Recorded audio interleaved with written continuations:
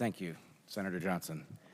Ladies and gentlemen, I believe we must zoom out if we are to understand the pattern that we are gathered here to explore, because the pattern is larger than federal health agencies and the COVID cartel.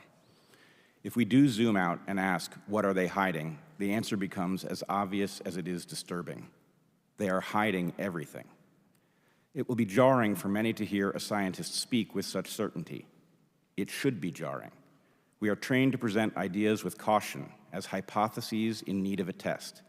But in this case, I have tested the idea, and I am as certain of it as I am of anything. We are being systematically blinded. It is the only explanation I have encountered that will not only describe the present, but also, in my experience, predicts the future with all but perfect accuracy. The pattern is a simple one.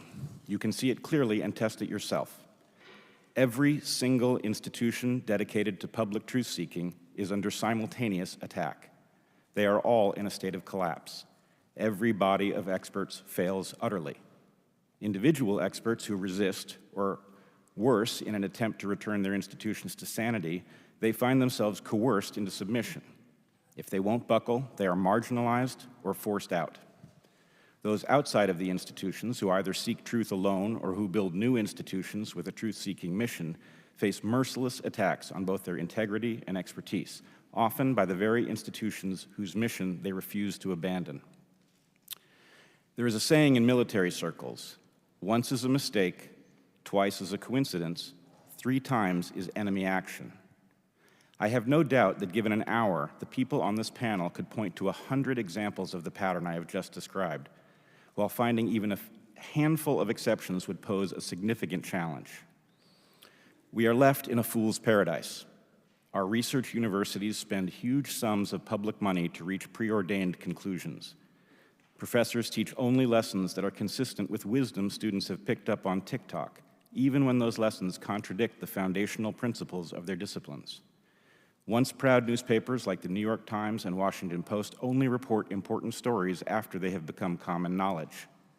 Morticians must now raise the alarm over patterns missed by medical examiners.